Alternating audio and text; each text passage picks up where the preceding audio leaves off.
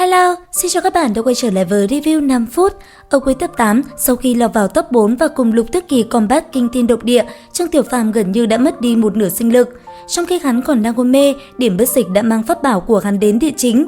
Sau trận đấu ngày hôm qua, uy lực mà Thiêu Hỏa Côn thể hiện ra khiến tất cả đều nghi ngờ. Có thể áp chế được Thiên Gia Thần Kiếm, quả thật là không đơn giản. Hơn nữa, thanh côn này lai lịch không rõ ràng, sử sách cũng không hề ghi chép qua.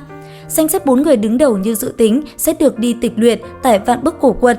3 người kia thì không sao, nhưng Trương Tiểu Phàm sở hữu pháp bảo bất minh này làm cho các vị trưởng môn lăn tăn.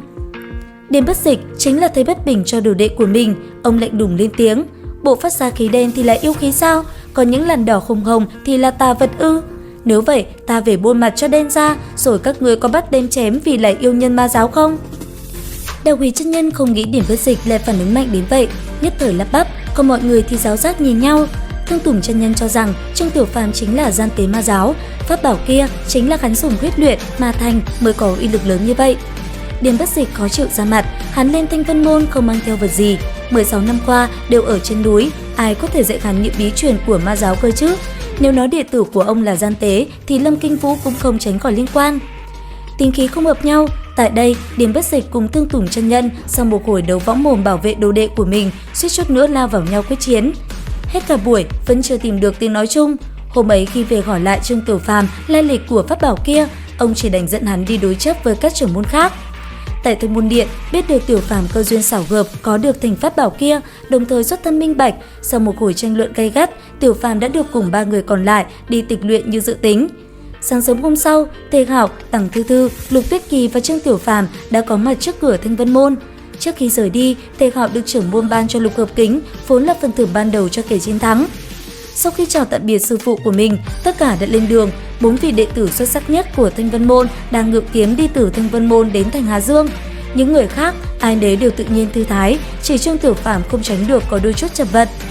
Trước đó, hắn mới dưỡng thương được 1 tháng, Tổ Như Tự Cổ đã sớm liệu đến hắn sẽ không thể xảy ra chuyện gì cả, đã truyền cho hắn bí quyết đạo pháp của Thanh Vân Môn, nhân tiện truyền thụ cho hắn phương pháp phù dung pháp bảo ngự không vi hành. Thế nhưng Trương Tiểu Phàm thúc hành chưa sâu, pháp bảo vốn dĩ không tồi lại vô cùng cổ quái. Đối với đạo pháp Thanh Vân Môn mới học tương đối lạ lẫm, việc đem ra ứng dụng là vô cùng vất vả. Nghỉ ngơi chốc lát, đợi Trương Tiểu Phàm lấy lại hơi thở, 4 người trong ánh chiều tà hướng về phía thành Hà Dương to lớn rảo bước. Đi đến bên trong thành, bọn họ để tránh gặp phiền phức, nhanh chóng thay đổi trang phục của đệ tử Thanh Vân Môn nhằm không tạo ra bất cứ sự hoài nghi nào.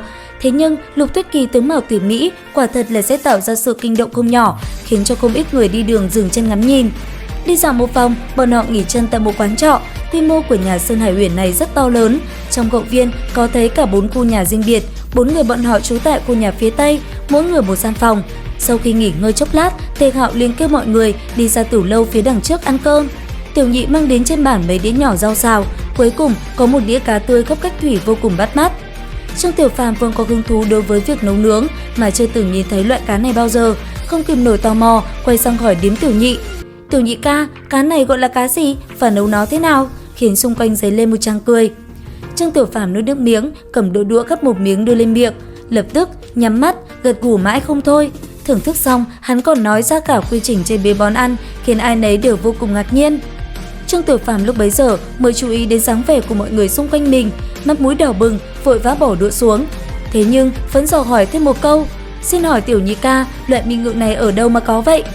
Tiểu Nhị vẫn còn chưa kịp nói, chợt nghe tại cái bàn to phía bên kia có giọng một nữ lang cất lên. Mỹ ngư vốn là đặc sản của núi Chiêu Câu tại phương Nam, cách xa nơi này cả 1000 dặm, làm sao mà vận chuyển đến được? Cửa hàng của ngươi há chẳng lừa người sao? Trương Tiểu Phàm ả lên một tiếng, nhìn thấy nữ nhân đó nói xong câu đầu tiên, ánh mắt đang dọi lên trên mình Lục Tuyết Kỳ bên bàn hắn, hình như có chút kinh ngạc vì dung mạo của Lục Tuyết Kỳ. Nữ nhân vốn ưa đẹp, ngay cả Lục Tuyết Kỳ thường ngày là một người lạnh lẽo như băng xương, lúc này cũng không kiềm chế được. Hơn nữa, đưa mắt nhìn nàng ta một cái, quả thật là dung nhan tuyệt mỹ a. Đến đây thì cũng hết tập 9 Chu Tiên. Xin chào và hẹn gặp lại các bạn ở những video tiếp theo.